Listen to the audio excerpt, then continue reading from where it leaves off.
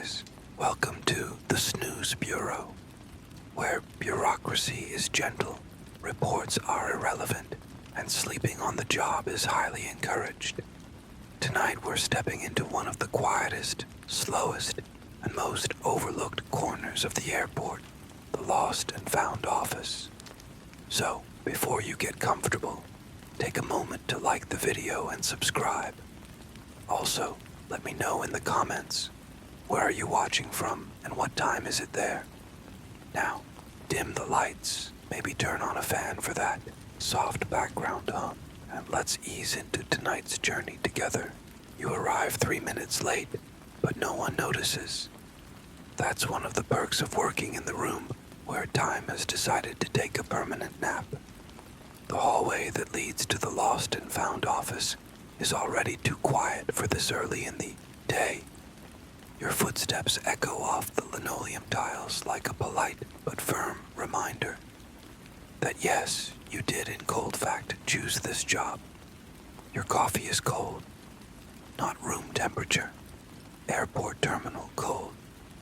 It's sloshed in the paper cup while you were fumbling for your ID badge. And now there's a faint wet stain on your shirt that smells vaguely of hazelnut disappointment. You consider going back to the vending machine, but the last time you did, it took your money and gave you a packet of mayonnaise. You push the glass door open with your elbow, coffee in one hand, bag hanging off the opposite shoulder like a sleepy toddler.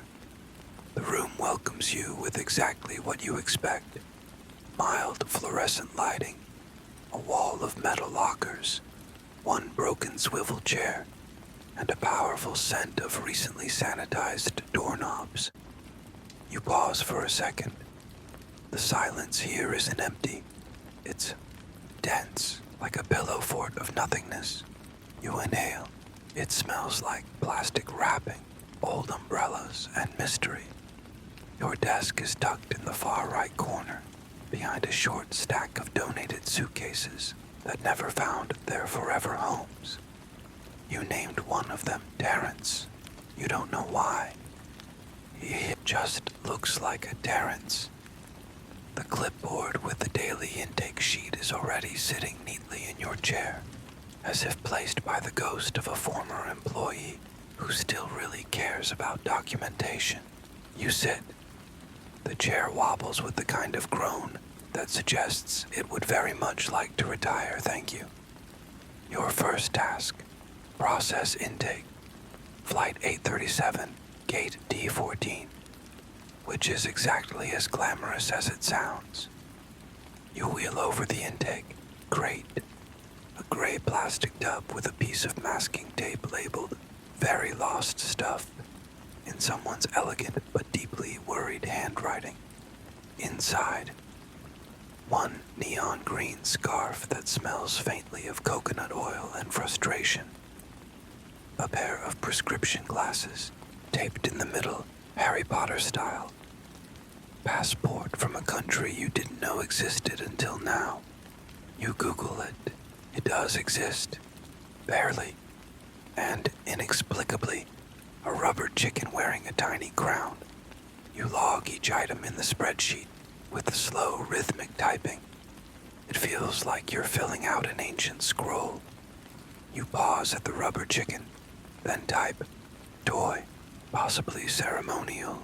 You sip the cold coffee again. It's still bad.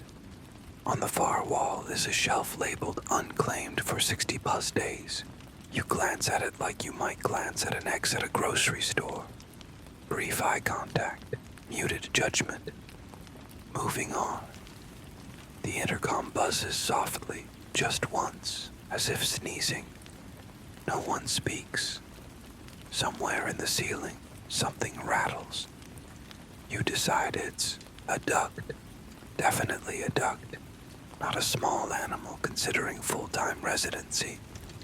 You spend the next few minutes rearranging paper clips in size, order, and then, just for fun, in emotional order, the one that's bent sideways looks like it's had a long week. You give it a gentle pat. There's a knock at the door, not dramatic, just present. You open it to find no one there, but on the ground is a small cardboard box with the label Gate C19 left on bench. Inside, an entire collection of travel toothbrushes, all unopened, all green. You sigh. There's probably a story there, but it's none of your business. Not yet, anyway. You add the box to the intake pile. The rubber chicken stares at you in silence. Then, you do what every responsible lost and found officer does at the beginning of their shift. Absolutely nothing of measurable importance for a full 3 minutes. You lean back. You breathe in the recycled air. You consider whether or not to alphabetize the unclaimed boarding passes by destination or emotional weight. You look at Terrence, the suitcase again. He seems unbothered. And finally, just as the coffee is becoming actively hostile, you reach for your intake scanner, ready to officially begin. Your hand brushes against a sticky note hidden under the mouse pad. It reads, "Don't open the second. Locker on the left. Seriously." You stare at the note, then at the locker, then back at the note. You decide to open it later, obviously. But first, hats. Lots and lots of hats. You stand up with the familiar pop in your left knee. The sound of a joint politely objecting to the concept of verticality. The first box on your intake list is perched on the metal shelf, like it knows it's about to be judged. It's light, but shifts oddly in your hands, as if it contains either memories or feathers. You carry it to your desk and set it down with exaggerated care, the way you might place a sleeping baby or a pie that doesn't belong to you. The label reads, Terminal B, left at snack bar. That could mean absolutely anything. You peel the tape slowly. The lid flutters open with the resigned sigh of cardboard, fulfilling its destiny. Inside is a parade, a festival, a full-blown hat rebellion, baseball caps, beanies, floppy sun hats, visors, berets, a lilac top hat dusted with tired glitter, and, because of course, a child-sized beekeeper's helmet with panda ears sewn onto the sides. You pause, you process, you move on. You lift a red baseball cap embroidered in Russian and stained on one side, as if someone had mastered the art of sweating exclusively in diagonals. Beneath it, a sagging birthday cone hat with glow-in-the-dark stars. You spin it in your hands, wondering, was this left behind after a joyful celebration, or flung away after a deeply disappointing slice of cake? To bring order to the chaos, you start sorting them into categories: casual, festive, sporty, and uncategorizable. That last pile grows at an alarming rate. Each hat receives a fresh label, printed from the old thermal printer that wheezes like it's processing a difficult past. You type things like navy wool beret, mild scent of nostalgia, or pink visor, embroidered dolphin in mild attack posture. Each entry reads like a tiny eulogy for someone's forgotten forehead fashion. At the bottom of the box, like a carefully hidden plot twist, you find a black bowler hat, sleek, elegant, with a slightly crooked satin ribbon. Tucked inside is a folded note. Only wear this when you need to feel brave. You blink. Then, with care, you refold the note and return the hat to its place. Magical hats have rules, and you respect that. You pause. The room hums gently. One of the ceiling lights flickers just once, as if reminding you it's still there. You slap a clean label on the box. Assorted hats, Terminal B, likely abandoned with quiet relief. You hoist it onto the sordid shelf, an ambitious name for what is essentially a tense round of cardboard Jenga. The stack leans, but doesn't fall. That's considered a win around here. In the corner, Terrence the suitcase watches silently. You nod at him. He does not respond. He never does.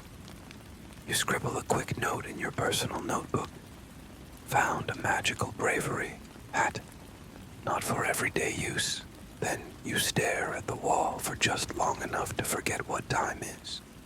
For reasons even you can't explain, you decide to try on the panda-eared beekeeper helmet.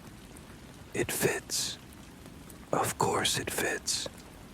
You examine yourself in the cracked mirror on the supply closet door, tilt your head and mutter, "This definitely violates some kind of dress code."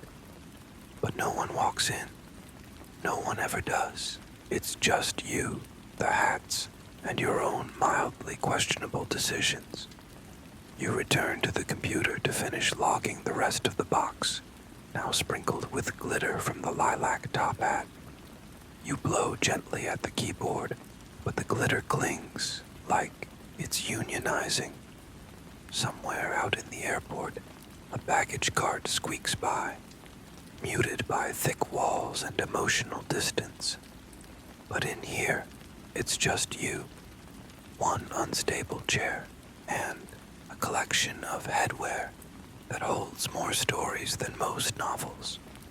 You reach for the next intake box, and that's when the phone rings. Just once. A sharp, buzzing reminder that the lost and found is, technically, still connected to the outside world. The phone rings exactly once, just long enough to rattle your sense of peace, and short enough to feel like a prank. You stare at the receiver. It stares back. Neither of you move. After a few seconds, the silence settles back into its usual seat and crosses its legs. You decided not to answer. The rule here is simple. If it rings again, it matters. If it doesn't, it was probably just someone trying to report a missing feeling, or a suspiciously quiet emotional support ferret. You return to your box labeling rhythm, only to be interrupted again. Not by a sound this time, but by a presence. The door creaks open gently. Margaret walks in. She's your supervisor, and the kind of person who signs emails with warmly, even when she's denying your vacation request.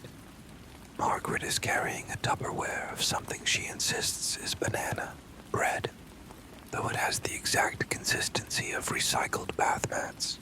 She places it on your desk like an offering to the gods of lost cargo. "Morning," she says, smiling a little too widely for this hour. "Just checking in. How's the intake?" You blink. The hat box sits beside you, still open, glitter still, staging its quiet revolution. You gesture toward it, like a magician revealing his final trick. "We've entered the hat period," you say. Margaret chuckles in that managerial way that says she's mildly amused, but mostly wants to steer the conversation elsewhere. "Oh, I almost forgot," she adds, rummaging through her tote bag. "This little guy came in overnight, left on a window ledge in Terminal F." She holds up a stuffed animal, an old teddy bear, missing one eye, and wearing a tiny handmade sweater with crooked stripes. Around its neck, a tag reads in shaky cursive, "To Luna from Grandma." "Don't forget me." You feel something settle in your chest, something heavy and quiet. Margaret sighs as she sets the bear down. "Poor thing's been through a lot, huh?" You nod. There's something about lost toys. Unlike passports or tablets or shoes, they seem to carry the emotions of everyone who ever touched them. especially the forgotten ones, the ones whose owners were too young to come back and find them. Without thinking too much, you reach into your drawer and pull out your stash of extra tags. You choose one with the tiny stars printed on it and carefully write, Teddy Bear, Terminal F, gift from Grandma, wears sadness well. Margaret watches you. Her eyes soften. You're very thoughtful with your labels, she says. You shrug, mildly embarrassed. They deserve more than just miscellaneous item. She smiles again, but this time it's real. Then, for reasons you can't quite track, she sits on the corner of your desk like she's settling in for a podcast interview. You know, she begins, my brother once left our family's camcorder in an airport. It was 1998. The tape had footage of our trip to Niagara Falls. I was wearing these ridiculous purple snow pants. Anyway, we never got it back, and I still think about that tape more often than I probably should. You nod. You don't know what to say, so you hand her a paperclip shaped like a star. She accepts it like it's sacred. Then, in classic Margaret fashion, she suddenly stands, claps her hands once and says, well, back to my spreadsheets, if you need anything. Oh, don't forget to check the blue bin under the window. It's today's mystery box. And with that, she sweeps out of the room like a librarian late for a magic show. You glance at the bear. Its remaining eye is stitched with a slight tilt, like it's keeping an eye on you, and also wondering if you've had lunch. You pick it up gently and place it on the shelf beside Terrence the suitcase. The suitcase seems to approve. The silence returns, slightly warmer this time. You stretch. The chair squeaks in protest. Somewhere, a janitor hums off key in the hallway. You take one cautious bite of Margaret's banana bread. It tastes exactly like banana-scented drywall. You make a note. Never trust food shaped like rectangles. Then, with the grace of someone about to read fortunes in coffee grounds, you reach under the window and pull out the mystery box. It's heavier than you expected, and it smells oddly nostalgic. You set the mystery box on your desk. It's taped shut with an excessive amount of airline-branded tape, like someone really didn't want it to be opened, or maybe really wanted it to look like it wasn't meant to be opened. There's a difference, but only philosophers and luggage inspectors care. Just as you start picking at the corner of the tape with your least committed fingernail, the phone rings again, twice this time. Not a full someone's calling with purpose ring, but just enough to suggest urgency's awkward cousin, mild insistence. You glance at the phone. It looks back. Still beige, still slightly dusty, still pretending it hasn't lived on that desk since the Cold War. You answer. Lost and found, you say, in your best polite monotone.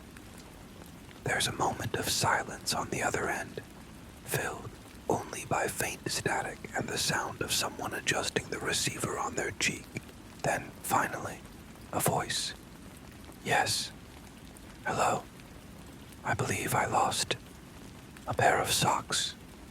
You wait. They're wool. The voice continues. Striped, purple and some shade between green and moss. Possibly with a small llama embroidered near the heel, but only on one sock.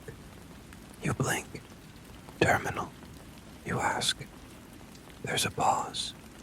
Oh, I couldn't say, but I remember distinctly that I was eating a cinnamon roll at the time. You stare into the middle distance, the kind you only access after hearing something like that before 10 a.m. Do you remember when you noticed they were missing? Another pause, this one longer, emotionally or chronologically. You make a note, possible socks, terminal unknown, cinnamon roll proximity. Do you want to leave a callback number? No, says the voice, slightly wistful. If they're meant to return to me, they will. Click. The line goes dead. You set the phone down like it might bite again, and for a second, you just sit there in complete stillness, wondering if you've just spoken to a time traveler, or a poet, or someone who collects llamas. You turn back to the mystery box. You peel the tape with the same reverence, usually reserved for ancient scrolls or very expensive cheese. The flaps pop open with a dusty sigh. Inside, wrapped loosely in faded tissue paper, are a dozen small objects, none labeled, none logically grouped. The first thing you pull out is a plastic snow globe from Toledo. It doesn't snow inside. Instead, there's a tiny airplane that floats slowly upward if you shake it hard enough. You try it, it gets stuck halfway. You respect its commitment to metaphor. Next, a paperback romance novel, every single mention of the word kiss underlined in blue ink. You do not investigate further. There's also a cracked CD case containing a burned disc labeled Road Trip VOL2, Don't Skip Track 4. You place it gently on your shelf of items that may or may not be cursed. At the very bottom of the box is something heavier, a paperweight shaped like a pineapple. You can tell it once played a serious role in someone's identity. The base is engraved. To Carol, for keeping things in place. You give it a place. You label the box. Miscellaneous sentimental objects. Terminal unknown. Spirit. Cozy confusion. You glance at the clock. 20 minutes have passed since your last real task, but somehow it feels like days. The phone rings again. You hesitate. You stare at it like it's a game show buzzer. You answer. This time, the voice is different. Sharper. Older. I think I left my knitting needles, the woman says, with the certainty of someone who's lost them before. They're metal. Silver. The size of drumsticks. I was in a hurry. I may have stabbed a pretzel. You wait. They might be in a red tote bag, she adds, or possibly in my coat, which I also lost. You nod slowly. Do you know which flight? No, dear, but I had a croissant that morning, and it was disappointing. Does that help? You write. Knitting needles. Silver. Potentially violent. Associated with red tote and emotional croissant. Would you like to leave a callback number? No, she says cheerfully. I don't believe in phones. Click. You hang up again. Your eyes drift to the shelf labeled Unconfirmed Mysteries. It's where you store objects too vague to classify and too oddly personal to toss. There's already a half-knitted scarf there, with one sleeve for no known reason. You add, possible match. Somewhere outside, a plane takes off with a low, drawn-out roar. You don't look. You don't have to. You sigh. You still haven't had lunch. But first, you have to face the smelliest part of the job. The shelf no one wants. The olfactory apocalypse. The next assignment is the shelf of things that smell. You stand in front of the shelf like someone approaching a dragon's lair. Not because it's majestic, but because it smells faintly of feet and warm tuna. Officially, it's labeled perishables and unclassifiables.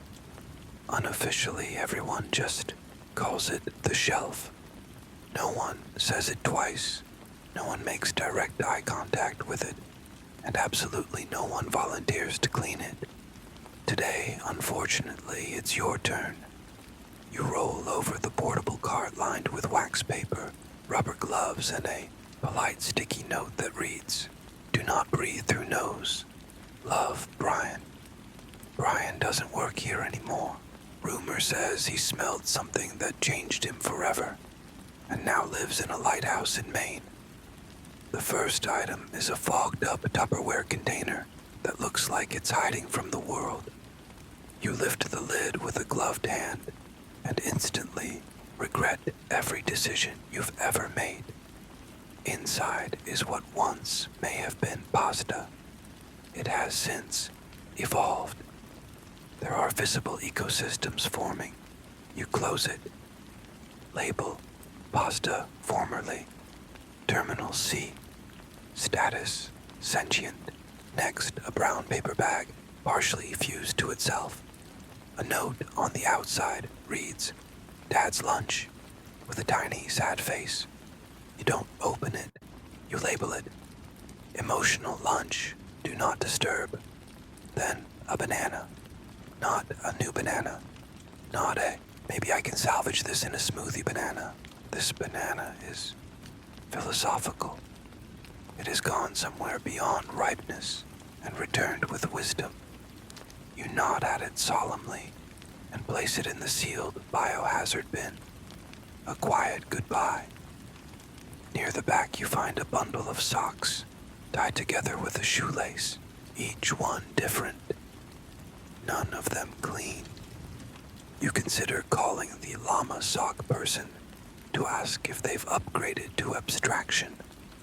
Label, socks mismatched, possibly ritualistic, terminal unknown. By now, your gloves have begun to rebel. They squeak with every movement, like they're trying to tell you something in Morse code. You press on. A yoga mat, rolled tight, smells like peppermint and despair. The kind of thing someone forgets when they're trying too hard to reinvent themselves. You sniff. You regret it. Label, yoga mat, terminal A, scent, ambition, faded. Further inside a cracked plastic bin, you find the crown jewel of the shelf, a pair of sparkling silver dance shoes, wrapped in a plastic grocery bag, scuffed at the toes, smell of liniment, leather, and faint success. A note inside one reads, "For emergencies only, or weddings." You pause, you breathe through your mouth, and place them gently in the too interesting to ignore section of your cart. There's something moving about all of it. The forgotten lives, the half-eaten stories, the smells that no longer belong to anyone. You sit down, remove your gloves, wash your hands 3 times with the airport-issued soap that smells like lemon and bureaucracy. You sip water. It tastes safe, clean, grateful to not be banana-flavored. You open the intake log and begin typing. Each item gets a short description, a whiff of its story, a quiet farewell. You wonder if anyone ever thinks about the things they leave behind. The shoes that danced, the lunch packed with love, the pasta that dreamed of being dinner. You type slowly, not because you have to, because this kind of work doesn't like being rushed. Just as you finish the log for the philosophical banana, the door creaks open. You freeze. It's not Margaret. It's someone you've never seen before. A young man in a neon safety vest, headphones slung around his neck. He doesn't speak right away, just looks around like he walked into a storage closet and accidentally found a chapel. Finally, he says, "Hey, do you guys have a black suitcase with a yellow ribbon on the handle?" You pause. "Maybe," you reply. because maybe is always the safest answer in this place. He nods. Cool. It's got all my tools. I fixed those jet bridges. You know, the moving tunnels. He gestures vaguely at the ceiling. If I don't find it, I might have to disassemble something manually. No one wants that. You glance toward the back wall. There's a black suitcase with a yellow ribbon. You both look at it at the same time. It feels like destiny, or a very boring coincidence. You stand. Let's check the tag. But just as you reach for it, something else catches your eye. A locked black briefcase, tucked just behind it. It wasn't there this morning. No label, no scratches. Just there. You forget all about jet bridges and dancing shoes. Because that briefcase, that's your next mystery. You set the technician's suitcase aside with a nod and a good luck with the tunnels, which he accepts like a knight receiving a sword from a sleepy wizard. Then he's gone, already humming something vaguely mechanical as he vanishes into the hallway. But the briefcase stays. It sits there on the floor, perfectly centered on a faded tile, like someone placed it for dramatic effect. Matte black. No stickers. No luggage tags. No polite, "Hi, I belong to Javier from Gate 9B" labels. Just briefcase. You squat beside it. It hums with importance. Or maybe that's just the AC unit behind you. Either way, it feels like a character from a spy movie wandered into your slow documentary about lost socks. You poke the latch. Locked. You lift it gently. It's heavy, but not in a threatening way. More like, I contain things that used to matter. You place it on your desk, moving aside your cup of pens and your rubber chicken, which, by the way, has remained perfectly silent through all of this. You press your ear against it. Nothing. You knock once. It doesn't knock back. You could stop here.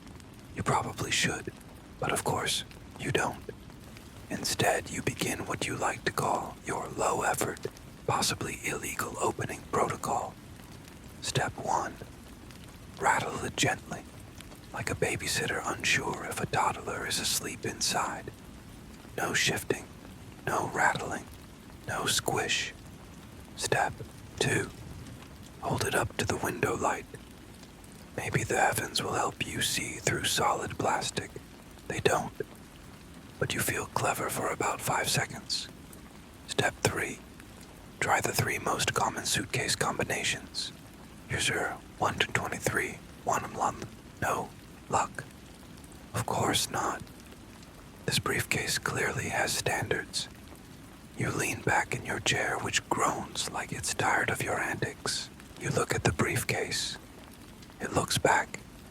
You place a sticky note on it that reads, "Locked. Suspicious. Might be full of coupons or guilt." And set it aside. But it doesn't feel done with you. It stays in your peripheral vision, quietly asking to be solved, like an unsent text message, or a dream you forgot to write down. To distract yourself, you check the logbook. No one has reported a missing briefcase today, or yesterday, or this week. You glance at the hallway monitor, the paused security feed. Nothing. Not even a glimpse of someone placing it there. It's like it appeared. Just appeared. You do what any reasonable person would do. You go find Margaret. You carry the briefcase down the hallway, trying not to look like you're smuggling a relic from another dimension. Her office is 4 doors down, past the copy room that never works, and the vending machine that only sells despair in various snack formats. You knock. Margaret looks up from her screen like you've just interrupted her mid-sonnet. "Oh, is that?" You hold it up. No tag. Locked. Don't know who left it.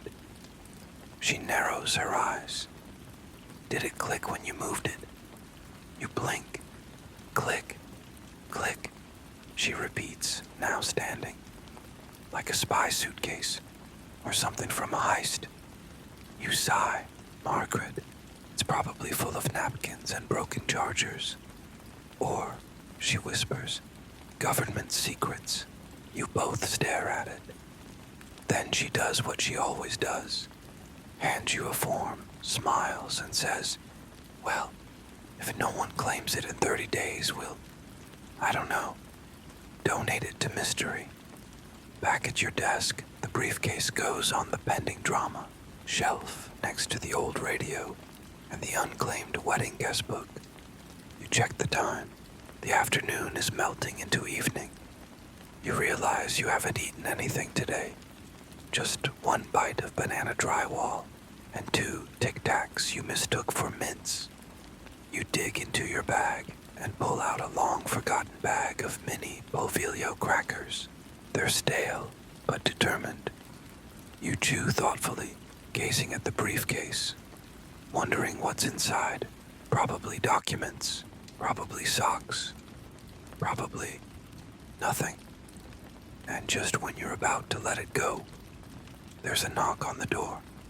It's small, tentative. You open it to find a little boy holding a crumpled boarding pass in one hand and wiping his nose on his sleeve with the other. Behind him, a tired-looking man. The boy looks up at you and says, in the smallest voice possible, "Did you find a dinosaur?" You crouch slightly to meet the boy's eyes and repeat the question aloud. "A dinosaur?" He nods, with the kind of serious urgency found only in children and very committed paleontologists. His father, clearly running on 3 hours of sleep and 2 gallons of airport coffee, steps forward. "We were boarding when he realized it was missing," he says, voice low. "A little stuffed dinosaur.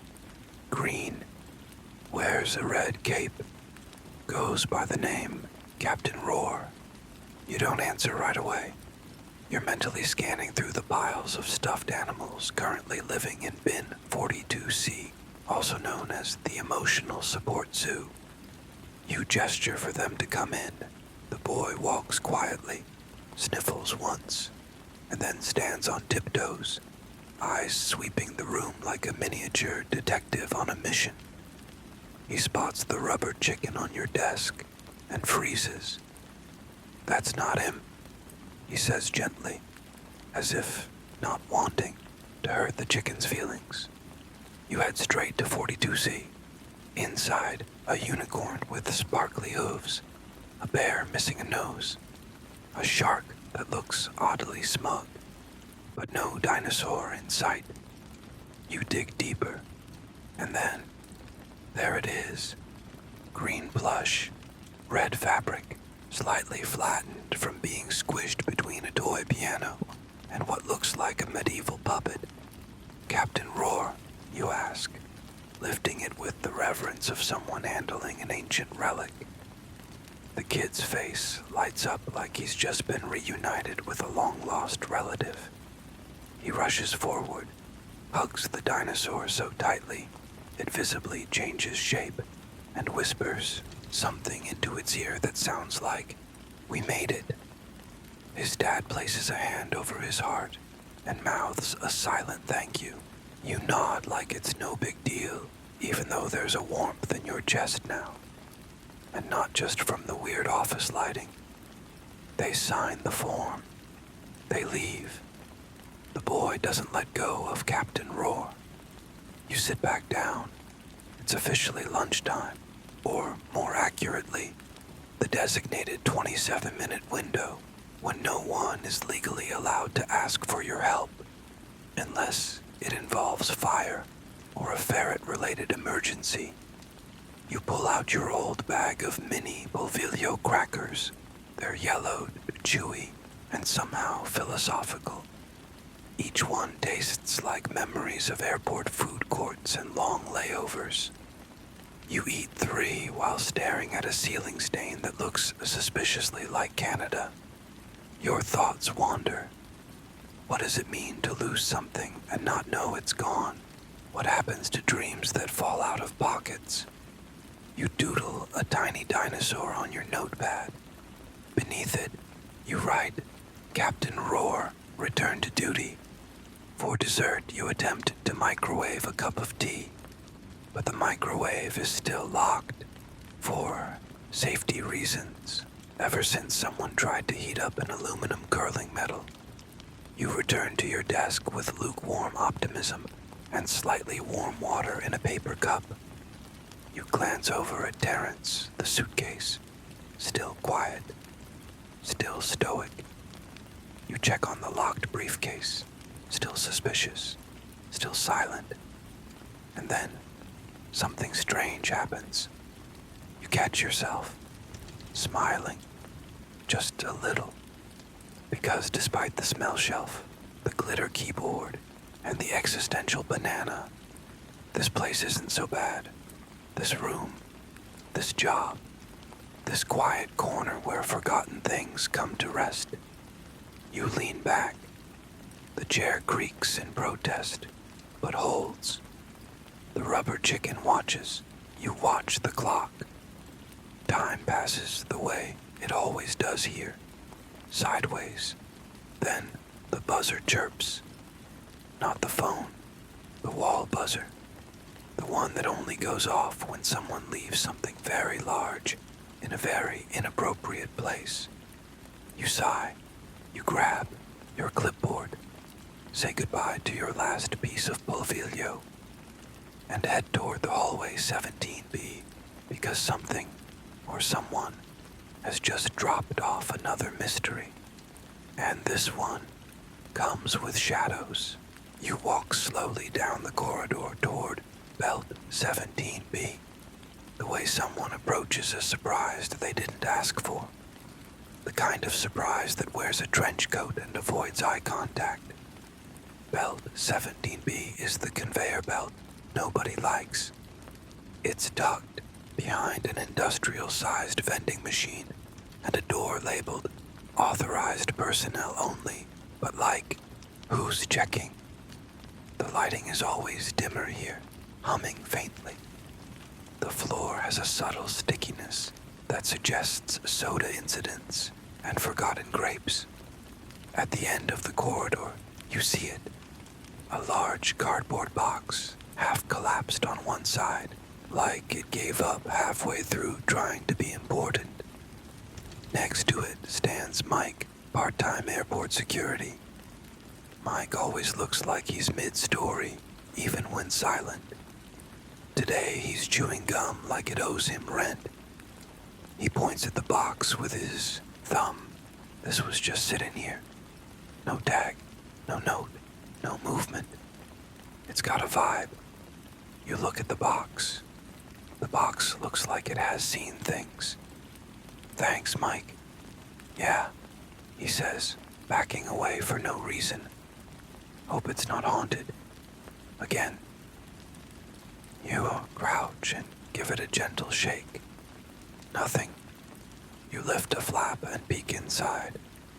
At first, it's just shadows. The box is deep. Not storage deep, emotionally deep. You half expect jazz music to start playing from within. Then your eyes adjust.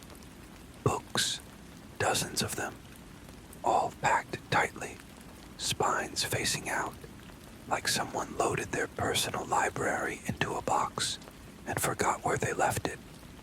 You pull one out at random, managing your inner giraffe, a mindfulness guide. You blink. Next, how to fold fitted sheets without crying. You start to smile, then you notice the handwriting. Each book has notes in the margins, not academic, not critical, just thoughts.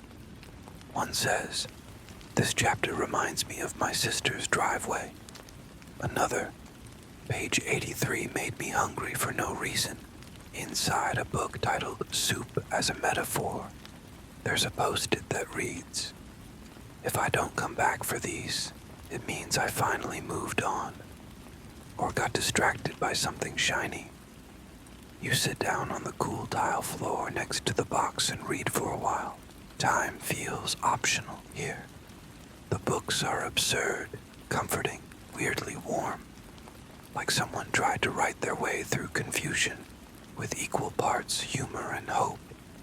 Eventually, you begin cataloging.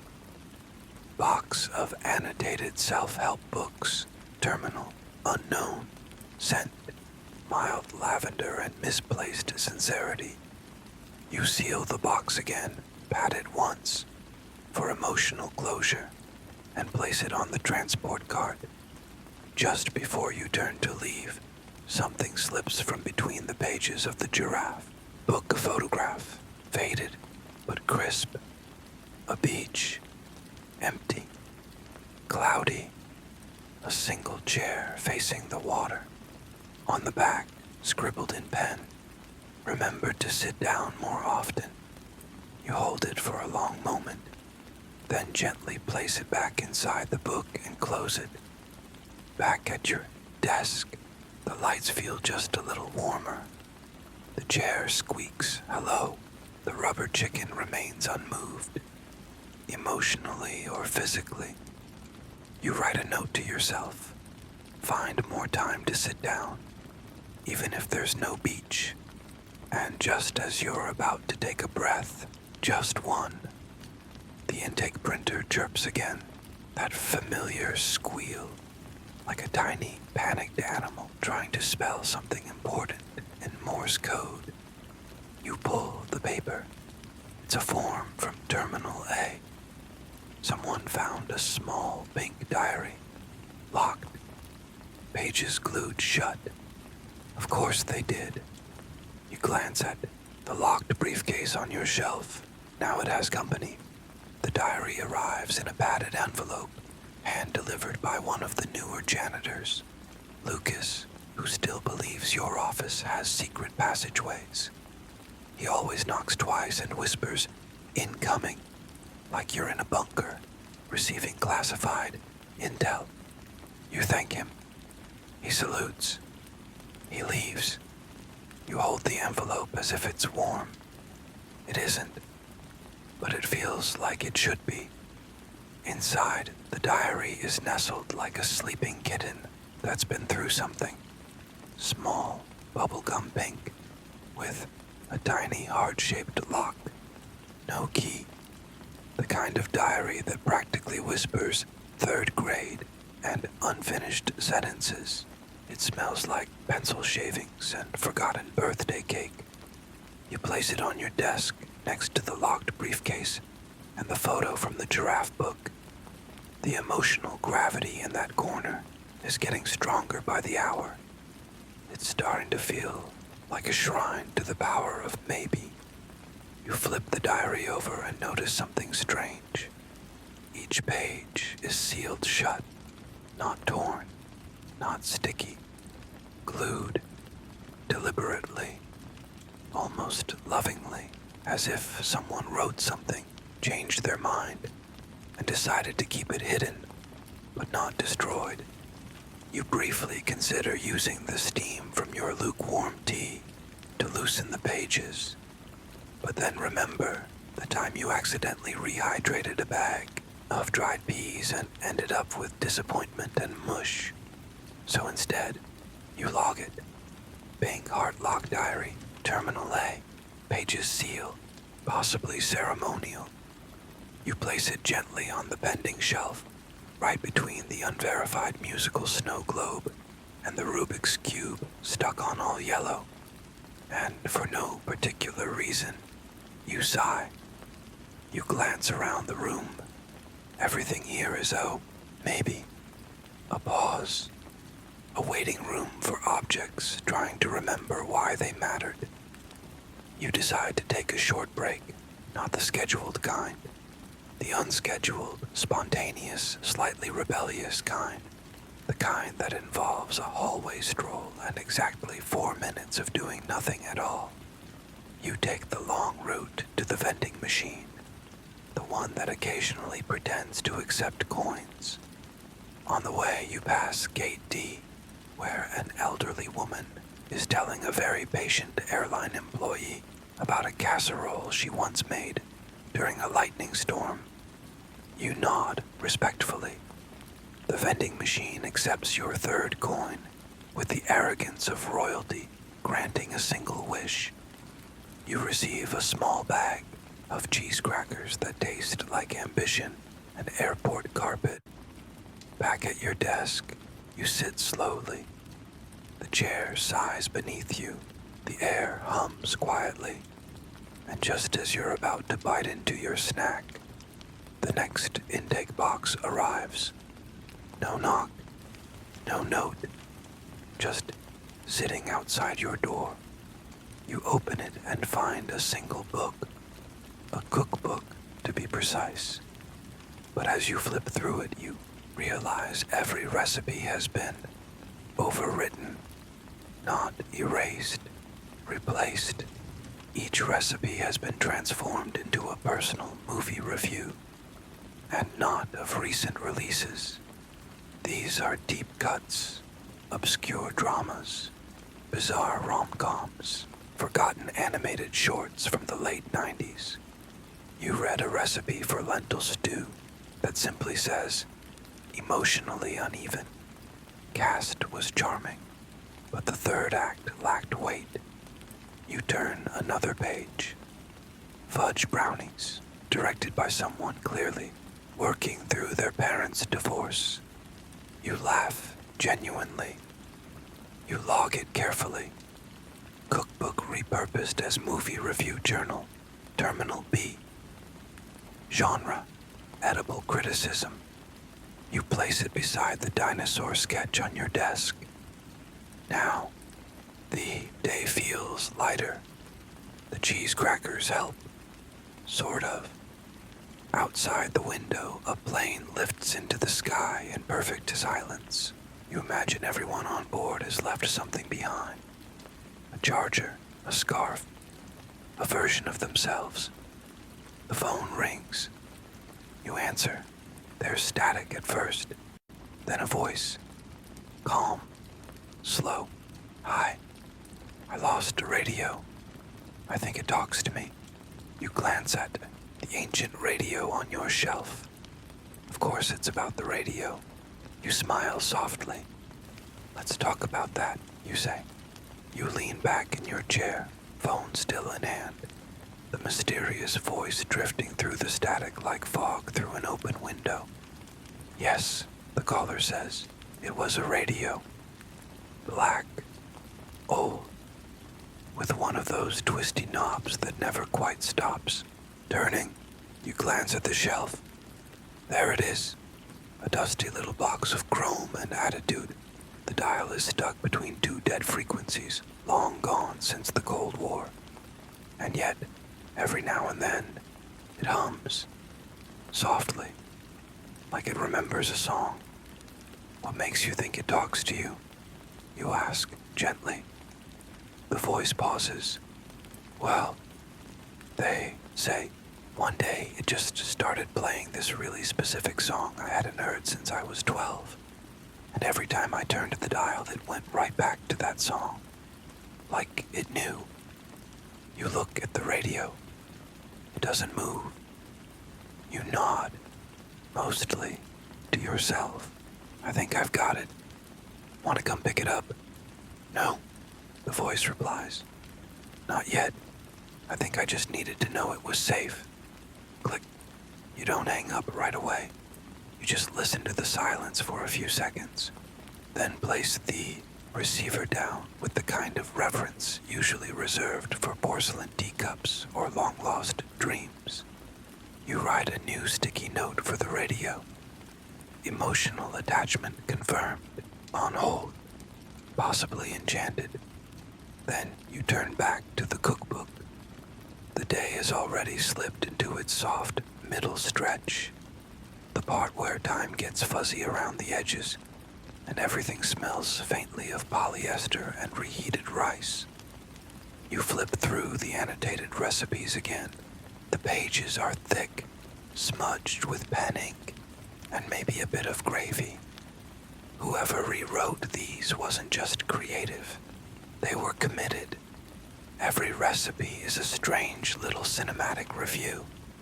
Roasted carrots with rosemary includes a 3-paragraph takedown of a forgotten French crime thriller from 1982, with notes like, too orange, too slow. Carrots had better pacing. Chicken cacciatore is accompanied by a full analysis of a romantic comedy filmed entirely on an airplane. You read it aloud. This dish is what the movie tried to be. Comforting, classic, and slightly messy. But unlike the film, it doesn't end in turbulence. You close the book and press it gently against your chest for a moment. Just long enough to absorb a little of its odd warmth. You catalog it. Film Critic's Cookbook. Found near Terminal B snack kiosk. Flavor profile. Spicy nostalgia. As you place it neatly on the unexplainable but harmless shelf, a small folded piece of paper slips out from between the pages. You open it. It's a handwritten list titled Things I Meant to Say Out Loud. There are 6 items.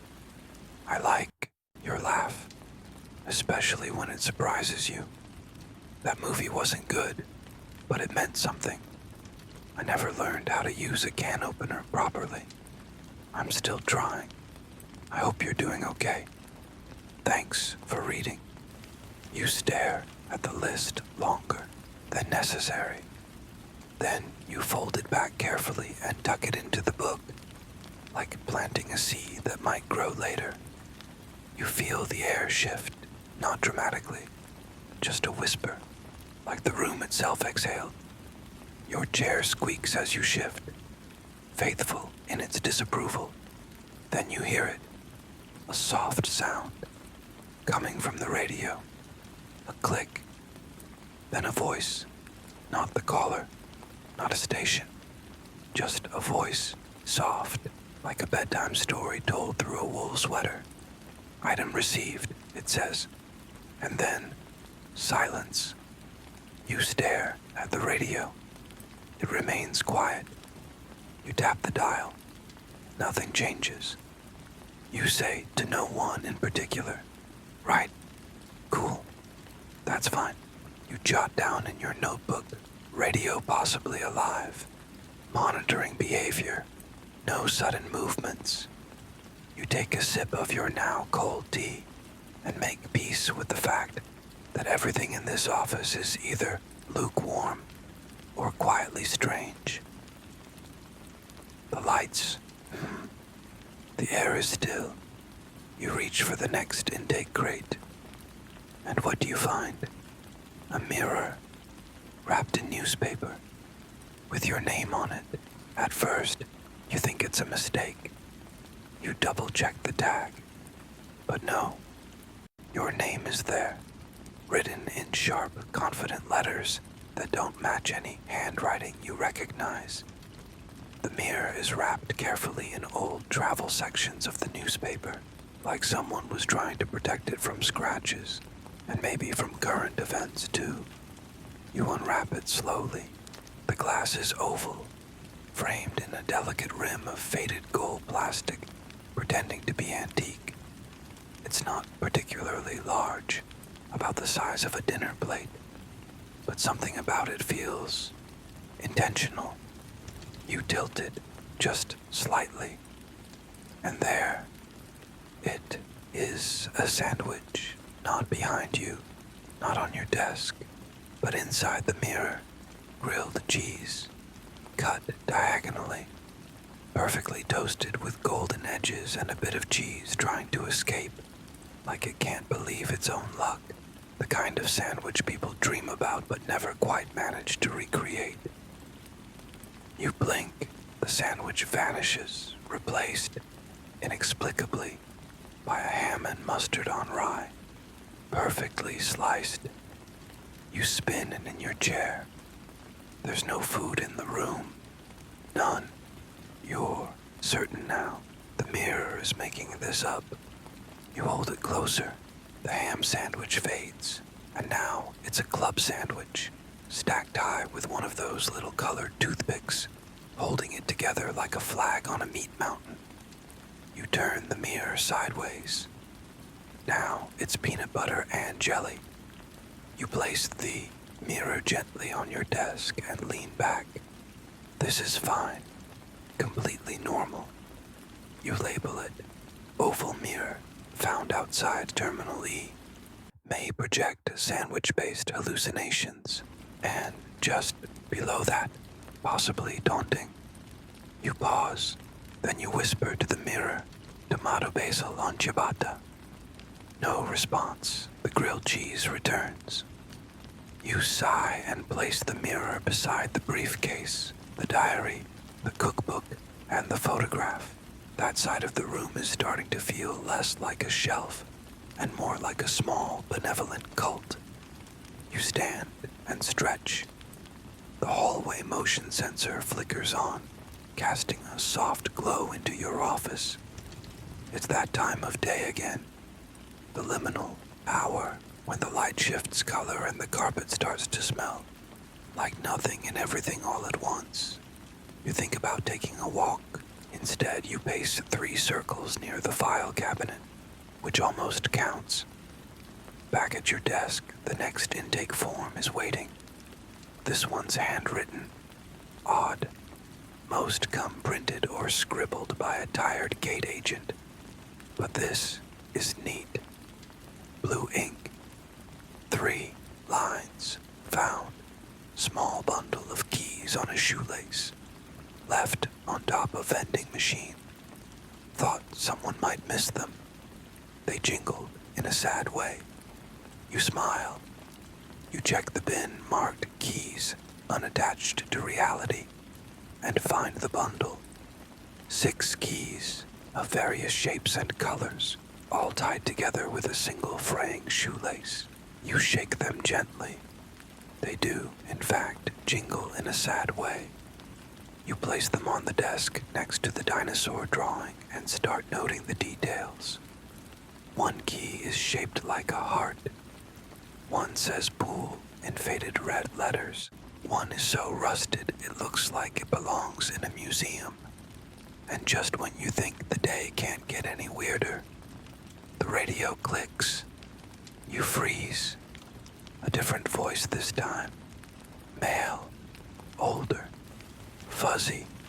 Like someone trying to speak through a snowstorm. Lunch. Breaks over, it says. You glance at the clock. It's been over an hour since your last bite of those cheese crackers. You look at the mirror. A BLT. Of course. You open the drawer with your emergency snack. A single chocolate granola bar, melted slightly into the shape of Idaho. You eat it slowly, in 3 thoughtful bites, while staring at the mirror. Eventually, the sandwich disappears, replaced by soup. You mutter, now you're just showing off. The radio stays quiet. You peek into the hallway, empty. You look back at your desk, objects stacked like a game of sentimental Jenga. Every one of them forgotten, every one of them full of someone.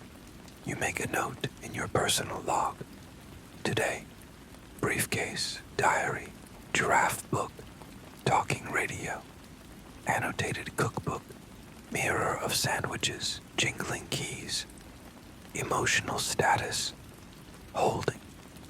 You lean back, you look at the ceiling and whisper, okay, what's next? There's a knock. Of course there is. The knock is light, uncertain.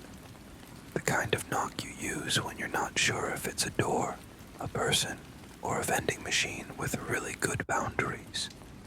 You open it slowly. No one's there. You lean out into the hallway. Look left, then right. Nothing but the faint buzz of fluorescent lights and the low rumble of distant wheels on airport tile. You're about to chalk it up to the building settling, or maybe your snack hallucinations. When you glance down, there's a Ziploc bag on the floor. Inside, more keys. You pick it up cautiously, as if it might be ticking. It's heavy. There must be 20 keys in there. Some small, some large, a few looking positively ancient. One is shaped like a fish. Another has a purple feather keychain that looks deeply offended by time. You bring them inside and dump the bag onto your desk with a soft metallic clatter. The sound fills the room in a weirdly satisfying way, like a miniature wind chime of personal access. You hold one up to the light. It's engraved, Locker 7, Love, Dad. You pause. That feels like something. Another key is shaped like a house. Literally, the top is cut into a tiny pitched roof with a chimney. It jingles more cheerfully than the others, like it hasn't realized it's been abandoned yet. You try to sort them into categories, but it's hopeless. There's no logic to it. They're from doors, boxes, lockers, storage units, maybe even a lighthouse if you squint hard enough. Eventually, you invent your own categories. Keys that probably open sad things. Keys that might belong to robots. Keys that are definitely decorative, but still seem important. You open your file drawer and pull out the corkboard, labeled Key Party. It's where you hang the especially mysterious ones. You pin up 4 right away.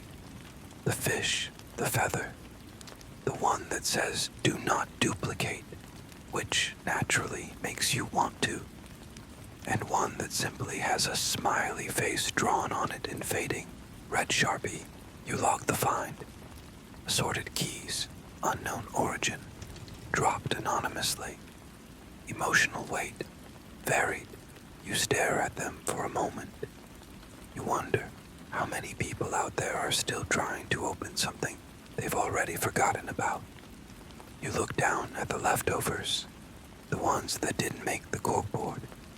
There's one more, tiny, golden, almost delicate. Attached to it is a tag. It says, for later. That's it. You pin it to the corkboard anyway. Then add a sticky note below it. Whatever this opens, it better be good. You sit back. The desk looks like the aftermath of a dream, where every object had a secret, but none were ready to explain it. You sip the last of your tea. Cold, predictable. You turn to your email inbox for a brief moment of digital grounding. There's one new message, subject line. Do you still have the scarf? No body text, no sender name, no context. Just that. You scroll through the log and sure enough, 6 days ago, you logged a scarf. Neon green. Smells like coconut oil and the start of a bad idea. You look over at the bin marked scarves, mostly. It's still there. You don't respond. Not yet. You just place the scarf in a labeled envelope and mark it pending reunion. There's a rhythm to this now. A strange, beautiful rhythm. Lost, logged, waited. You check the briefcase, still locked. You glance at the diary, still glued. You flip the mirror face down, just in case it shows a croissant and makes you sad. And then, from the radio, a single word. Soft, slow, fuzzy, unlock. You freeze. You glance at the briefcase, and for some reason, possibly because this job has dissolved your sense of normal, You reach for it. You press. 4, 2, 1. The lock clicks. The click is soft, not dramatic, just confident. Like the briefcase has been waiting for this moment longer than you've been alive. You don't open it right away. You pause, hand still resting on the latch, heart beating at the pace of awkward elevator small talk. Then, finally, slowly, gently, you lift the lid. Inside, not money, not passports, no secret government files, no treasure maps, just folders, thick manila folders, carefully labeled in tidy handwriting. Each one bears a name, and beneath each name, a single word. You pull one out. Marta, Wednesday. Then another. Olivier, rain. Gavin, 4:35 p.m. Each folder is filled with paper, typed notes, printed lists, the occasional photograph. Nothing dramatic, but strangely intimate. You open Marta's. Inside, dates, grocery items, snippets of old emails, a Polaroid of a dog in sunglasses, and at the bottom, a single typed sentence. She'll forget her umbrella again. Be kind, anyway. You stare at it for a long moment. Olivier's folder contains a cafe receipt, a blurry photo of a puddle, and one page that reads, "The second apology matters more." You sit back. These aren't records. They're reminders, messages. You can't quite tell. Are they written for the people named? By them? Or about them? Then you reach the final folder. It's labeled, "You, today." Your stomach flips. Slowly, you open it. Inside, one square of notebook paper folded neatly. You unfold it. It says, "You were supposed to find this. Yes, the sandwiches are real. Sort of. Stop doubting yourself and check under the third tile from the left." You blink. You look down. The tiles under your desk are nearly identical. You count. 1, 2. The third tile is slightly crooked. You pry it up with your pen. Underneath, a single wrapped candy. Butterscotch. Warm. You don't eat it. You're not that reckless. You place it gently on the desk, next to the keys, the photograph, the mirror, the giraffe book, and the sandwich vision device. Then you write in your logbook, briefcase opened, contents, soft mysteries, candy retrieved from tile, not eaten. You close the folder. You glance at the radio. It's silent now. You glance at the mirror. It's showing a slice of pumpkin pie, out of season. You allow yourself a small smile. And just when you think the afternoon might finally settle, the phone rings. You answer. A calm voice says, "Yes, hello. I think I left my dignity somewhere near gate H12. Might be next to a scarf." You nod. "Was it neon green?" "Yes," they reply, hopeful. "And it smelled like decisions I wish I hadn't made." You scribble in your notebook, "Scarf call confirmed, dignity optional." You return to the desk and gently place each folder back in the briefcase. You handle them like fossils, or wishes. When the lid is shut, you tape a label on top. "Found you." Then, the lights flicker. Once, you freeze, then exhale. Probably just the building, or maybe the briefcase, trying to wink. You're not sure anymore, and that's fine. You know those days when everything feels like a soft spiral, not chaotic, just gently curving in a direction you didn't plan for, but you keep walking anyway. That's today.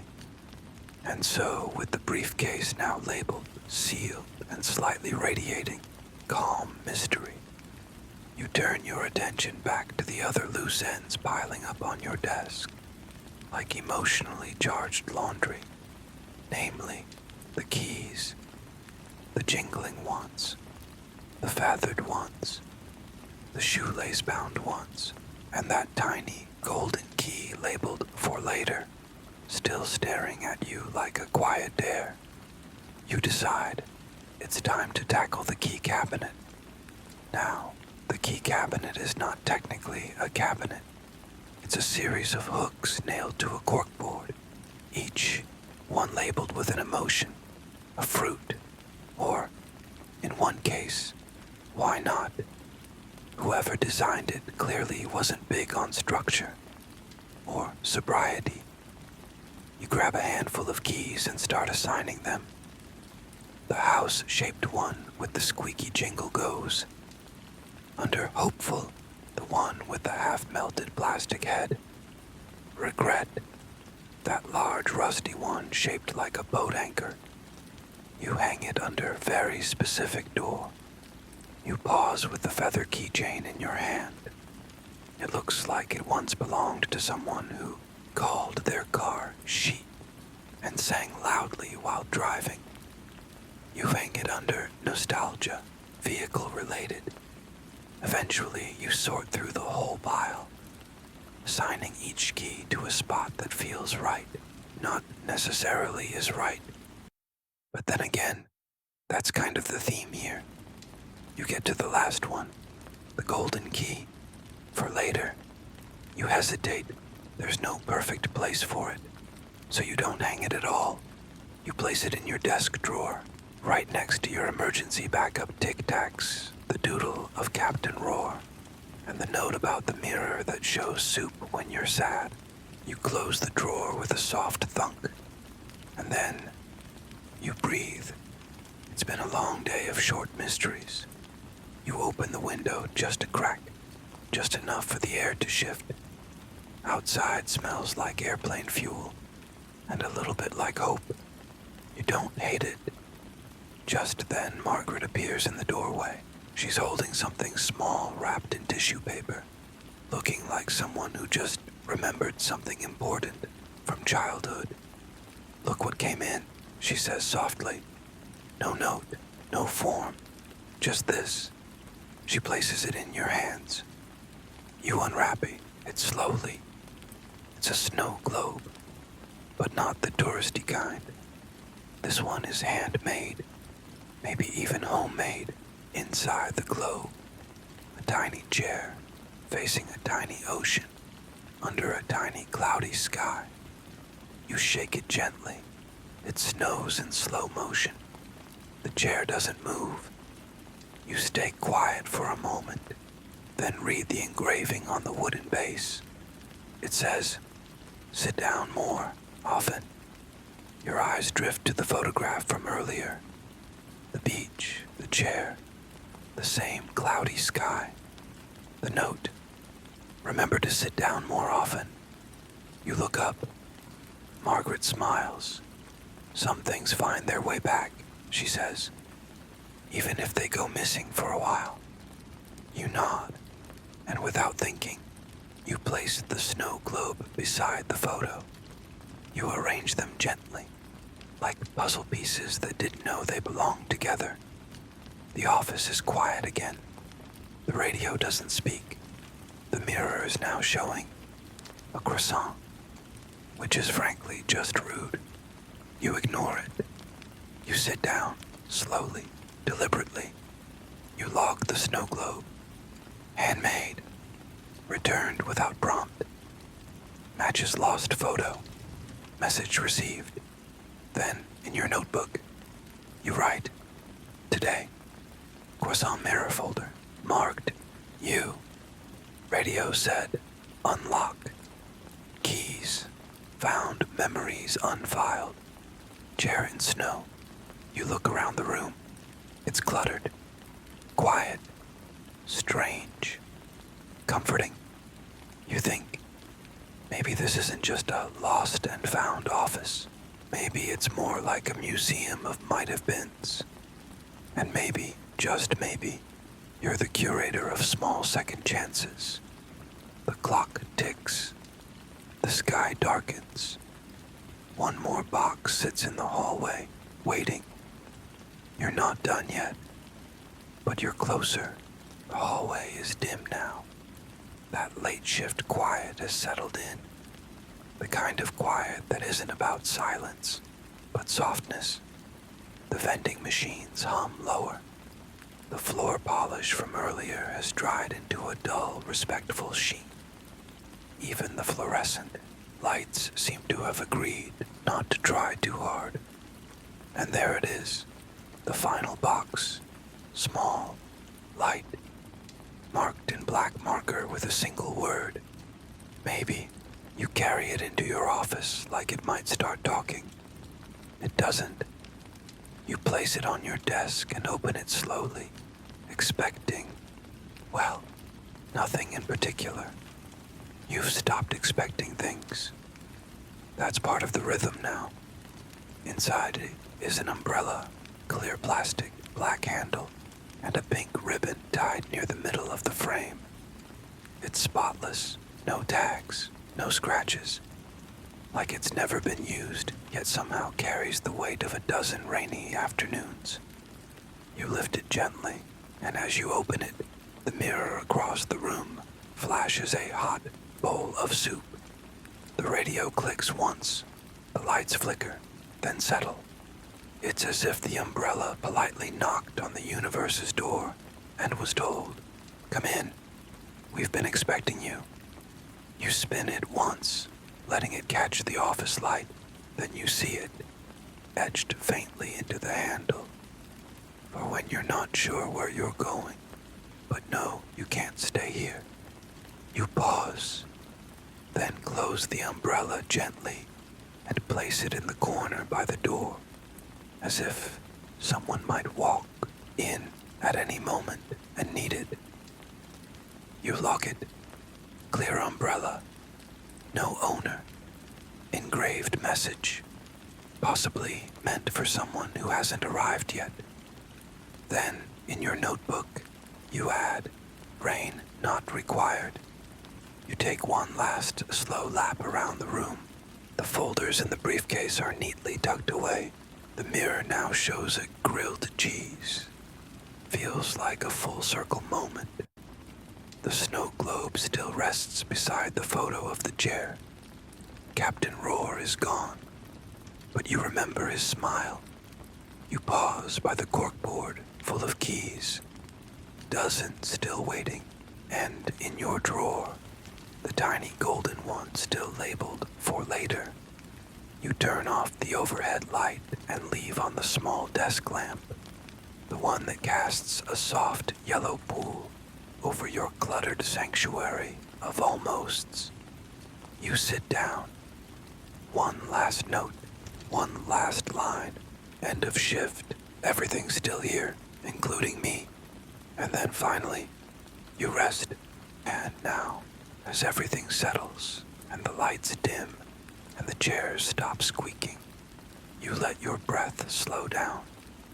There's no hurry anymore, no lines to catch, no forms left to fill, just quiet shelves, folded umbrellas, and a radio that hasn't spoken in a while. You imagine yourself by a window, with the soft sound of rain tapping the glass. Maybe you're holding a warm drink. Maybe you're not. It doesn't matter. Because here, in this moment, everything that was forgotten has been remembered. Just enough to rest. And you did enough today. So close your eyes. Let it all go, even if just for a little while. We'll be right here when you wake up again. End of script. Sweet dreams.